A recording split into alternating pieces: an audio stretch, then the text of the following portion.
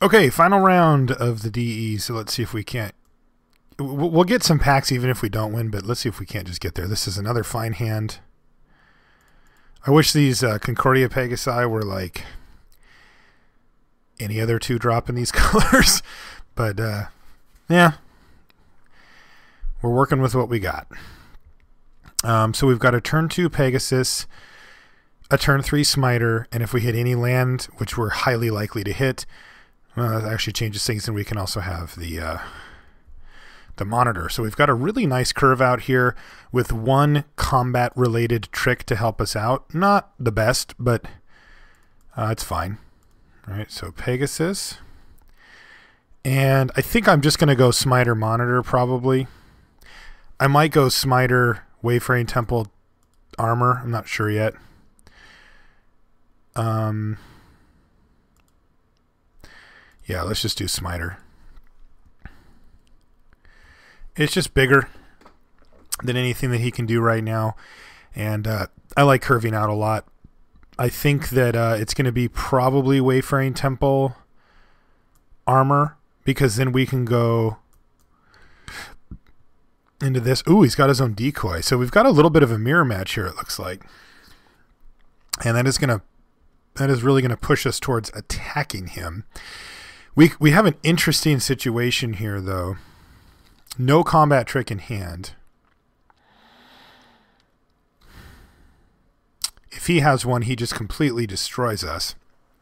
So one of the things that we can do here is we can play Ethereal Armor on our Smiter and pass the turn. That way, even if he has a combat trick, let's see, that'll make this guy a 5/5. So even if he has Giant Growth, we still get him. He can take out our Pegasus, but whatever. Otherwise, we can play Karazda Monitor. Everybody blocks. But it just gets kind of scary if he does happen to have a combat trick, or God forbid 2. If he has 2, he just wrecks us.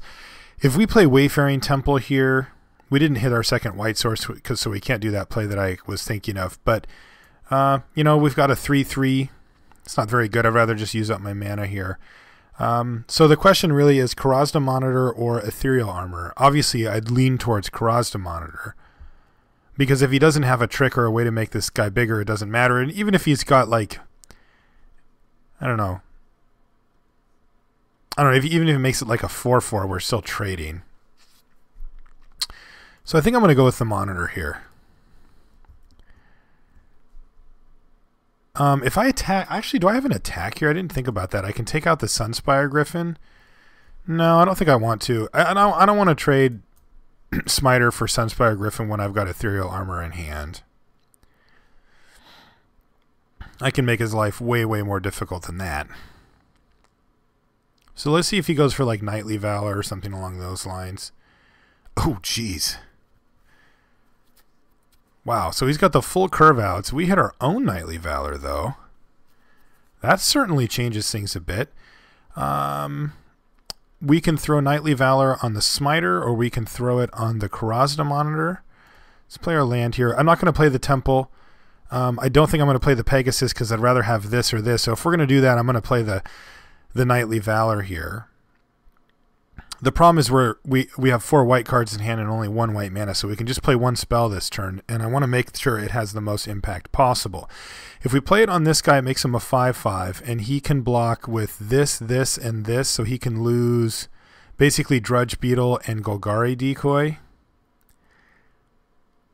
I think I'd rather just throw it on the Smiter here, because he doesn't have any blocks for this. And I think I attack with this Monitor as well. Yeah, I think this gives me the best, because he doesn't have any great blocks. Like, he can double block here, but then I can take out the Decoy, which is really scary, because right now he's threatening some seriously nasty stuff to happen with that Wild Beastmaster.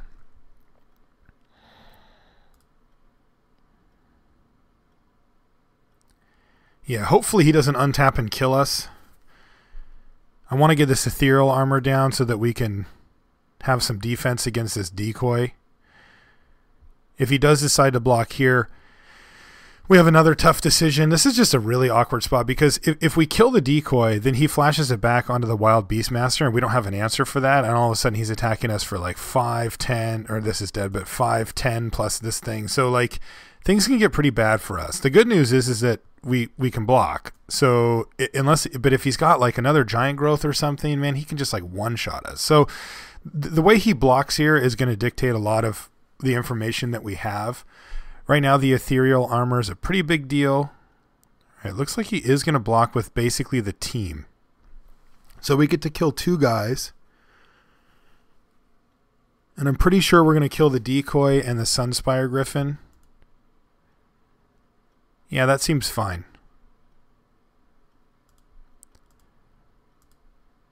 I don't really mind that. I think that's okay. If he wants to use this whole entire turn to get the Beastmaster online, that's fine because we still actually have blocks. So he can't really do that. And it wastes his entire turn. So this is actually a fine position for us to be in. It's not as good. I mean, you know, I kind of miss this guy because he was such a big board presence. But we are going to have an ethereal armor probably on this monitor soon. And if we draw a white source, we can even play the Wayfaring Temple, which is going to be huge as well. So he's at 17, so it's not like we were able to apply enough pressure there in the early stages of that game to really make our ethereal armor amazing. But it'll be good.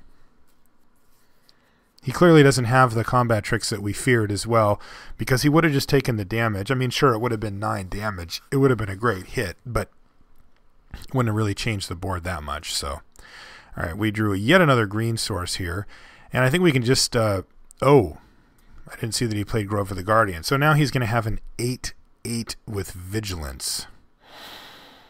Sigh. Well, we're going to need to find something pretty quick here, as we can make a 4/4/3/3. So we can actually put enough stuff to get in the way, but it's going to get really tight here. I was going to put the ethereal armor on the Pegasus and start attacking, but we're not going to race that thing on the big boy on the ground here. So that's not the plan. I think we just run out this Wayfaring Temple. It's a 4/4. He's going to kill a bunch of our stuff, but I think this gives us the best chance. I'm just going to pass. Yeah, this is awkward now, though.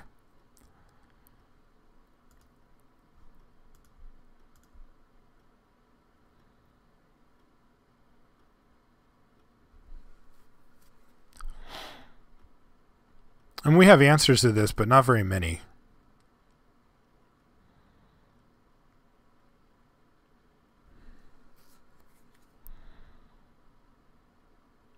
If we find another ethereal armor, then we can start to work with some stuff, but right now it's not really there.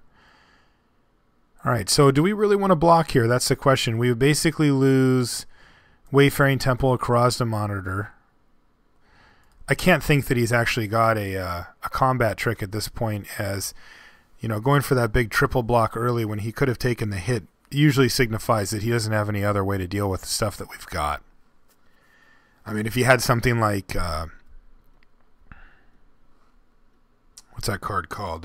You know, Indestructible Populate, then he would have saved it. I mean, he would have just taken the hit and shipped the turn back, and then when we made the same attack, he would have gotten us. Since these guys can't attack anyway, I think I am going to take the risk here and go for the big triple block. So that's 4. If he kills a guy, then it's 3, 6, 7, 8. So it's still the same. Yeah, I think I just put everybody on it, though. Yeah, it doesn't feel good, but we really can't race this thing. And if we're lucky and he doesn't have anything here, then we can keep him from populating that thing and find a way to win this game. We do have this guy and this guy. We'll have a Knight and an Ethereal Armor and a Concordia Pegasus versus a Wild Beastmaster and a Drudge Beetle, which favors him slightly because he's got the Golgari Decoy, but yeah, we've got draws. If he's got something here, though, I think we're just dead. The problem is the Vigilance, of course, because that means that we can't race it. Like, I'd have no attacks. If I take this hit, I have no attacks. If I chump block, I have no attacks. Like, things just aren't getting better for us, and we've only got a couple of ways to deal with this thing. We've got a Tristani's Judgment, which would be amazing, and we've got an Arrest, which would do the job at least temporarily, but you got to figure that he's going to have some amount of stuff. All right, so he does have something. Well, it's an Eyes in the Skies. So, I mean, we're still just in a horrifically bad position here. But so it goes. I just don't really see any other way to get around this. So we'll play this out, but it looks like we're going to lose this game.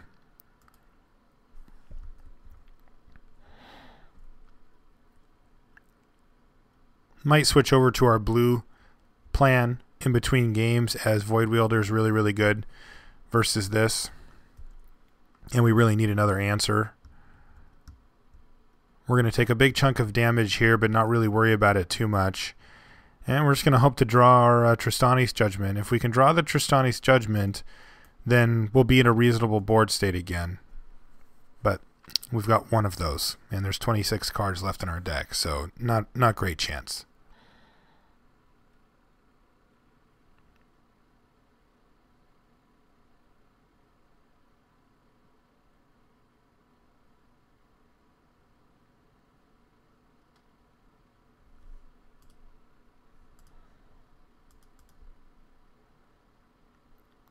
No blocks. Alright, Selesnya Sentry doesn't matter. We drew a Plains, which certainly could be worse.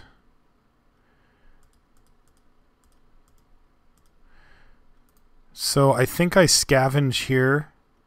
That makes 8, so we can actually get rid of this thing. Fortunately, it trades off both of our guys, and we're going to put all of our pressure on this poor little Concordia Pegasus. But the problem is that our deck just doesn't handle an 8/8 that early. It just doesn't.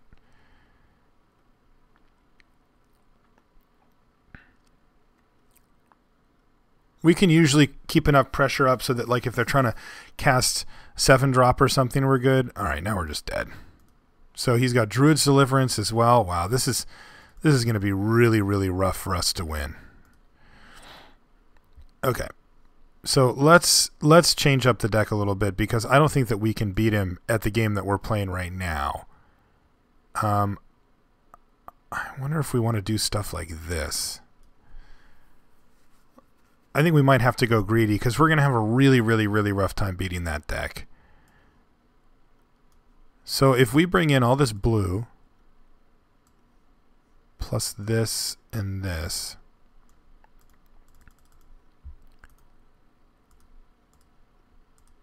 what would our deck look like? I basically want all the pump spells we can get. These would go. They're not very good versus him. We kind of move in on Stealer of Secrets. We'd have to add another island. That might be too greedy. It's just that, man, like, going Vitu-Ghazi Guildmage and start pumping out dudes against him just isn't going to get it done. We have to be really, really fast to beat him, and our deck just isn't quite that fast. All right. So if we do it like this and we need to make one cut, I guess I need to bring these guys back, or at least one of these guys back in, and then make one other cut. I don't think I need Asperia Skywatch too badly, although it's probably not bad here either.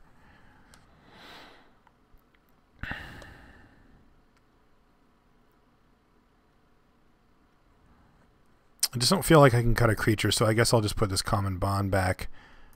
And this Gate Creeper Vine's awkward, but it doesn't really count as a, as a real creature anyway. Selesnya Charm, I forgot about that. That's another good answer. I think I'll cut this Indrik maybe. Yeah, I'll cut the Indrik. It's not very aggressive. All right, let's play first. And let's beat this guy. All right, this looks fine. We didn't see any removal out of him. The problem is that he doesn't need to have removal. It's like his deck is really, really just goes bigger than ours, and that's a big problem in Sealed. Like when your opponent's deck is just like a turn slower, a few turns slower, but is huge, way bigger than your deck, then you're in kind of a bad spot. Oh, that's great. All right, so we're just going to run Smiter out there, and we're going to start beating down as soon as humanly possible. Giant Growths, Common Bond, Stonefair Crocodile, these are all going to be things that we're going to be doing. I don't care about that. I will absolutely just race this thing this time. Alright, so but we don't need to use up this stuff yet. So Stonefair Crocodile, and we're going to be bashing in there and going for this, this, and this. So we've got our game plan set, but I don't know if we can get ahead here. That Druid's Deliverance is going to be massive.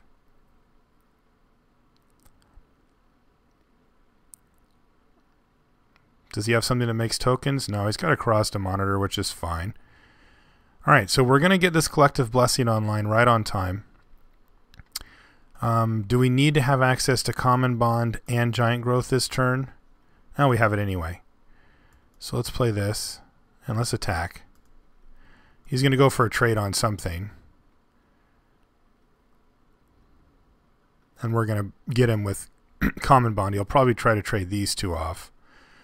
If he doesn't, then we're going to Common Bond anyway, because we need to get in the damage, because he could have plans to make this just a terrible situation for us.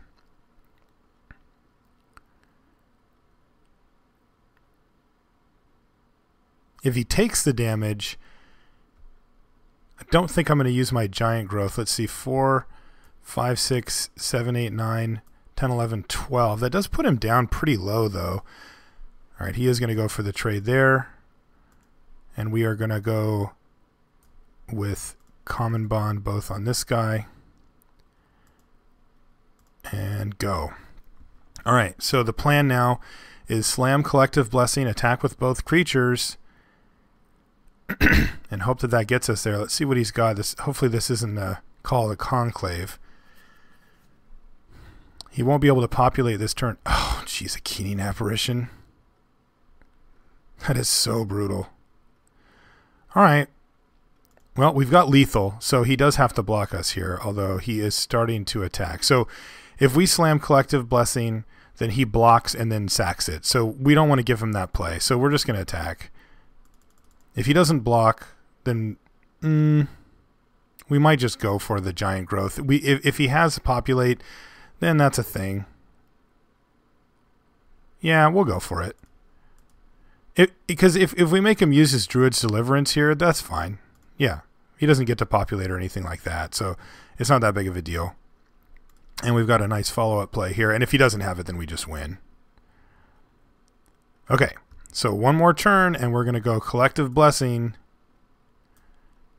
kill you, hopefully. All right, now he can start making tokens, though. Yeah, this is going to get really rough. We need to get this thing off the table, but we can't. Ooh, we've got Arrest now, though. So I think we just arrest this. He makes a token.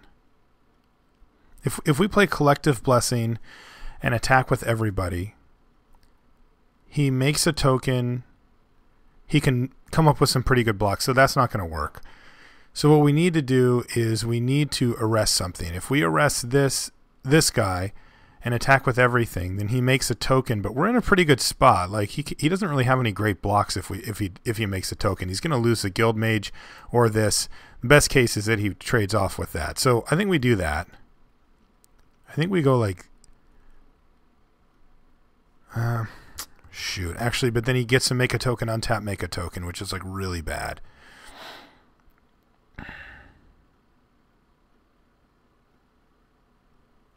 Is it though? Actually, maybe we can just race it. I think that if I arrest this thing, he's going to make a dude. Then I attack with this and this, and he's going to block the Keening Apparition on something, and then sack it to free up his Guild Mage. That lets him untap, make another dude. So we have 3/3, 3/3, 1/1, 2/2. We untap, slam Collective Blessing, attack with everything. That seems good. It's obviously a tight spot here, but we have to make him get this Keening Apparition over here. This also sniffs out any combat tricks that he might have. I mean, kind of. Because he can't make a dude before blocks this way if he wants to get the block in with this, which I'm sure he does. Okay, he let that happen. So he's actually just looking to untap with it, which is fine. And that means I get to attack with everybody, which is sweet, because I was actually going to have to hold back this Centaur Healer before. Now he can go like this and make a dude and trade, but he doesn't get to get a block in on these guys, which is critical. I mean, and we've shown that we have a lot of combat tricks, and he's got to be really nervous about that.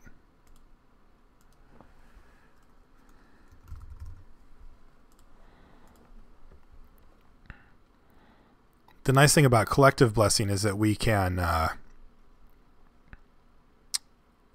right, so he's just going to prevent 5 and then hit his arrest here, but he doesn't get to block these, so he's going to be taking 7.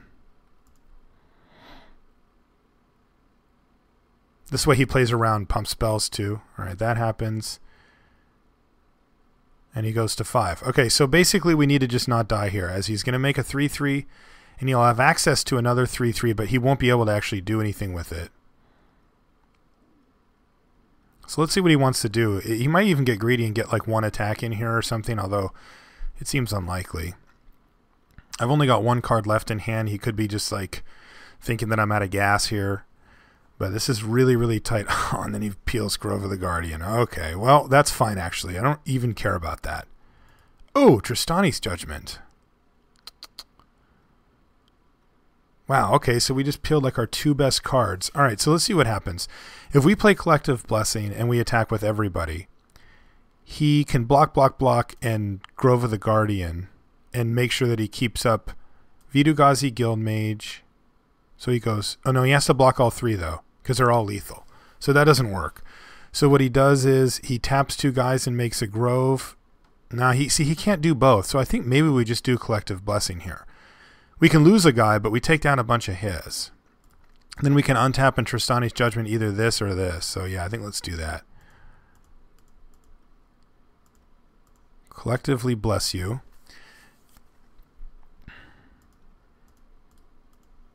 And attack. So this puts him in a situation where he has to decide if he wants to do Grove. He can block, block, make a token, but he loses his guys. Then he gets to untap with a token and make a thing, but then we get to Tristani's Judgment, one of the tokens, and hopefully kill him. All right, he's going to populate first. Uh-oh. Oh. Yeah, I didn't see that one coming. Man, populate into Rootborn defenses. All right, well, I guess we're just dead. He can go double block here. No, I guess we're still alive. He doesn't really have that many. He can't actually clear us out, so that's nice. But I don't see how we're going to be able to recover now. Because Rootborn defenses is just such a blowout. Like, not only is it indestructible, but now he's got another centaur that we didn't expect. Ah, that's brutal. So he's going to put 3 of them on this. And then just block, block so he doesn't take damage. So we lose Stonefair Crocodile. But he gets to untap with the World here. I mean, can he just kill us? 1, 2, 3, 4, 5, 6, 7. Yeah, so he makes this 3. So this is 5. Plus 18. Yeah, we're just dead. All right. Well, I guess he got us. Yeah, that sucks. I mean, his deck is better than ours, and it's significantly better, I think. Because this is what you want to be doing in this mirror, is Rootborn defensing people. Because there's just not much that the other green-white deck can do about it.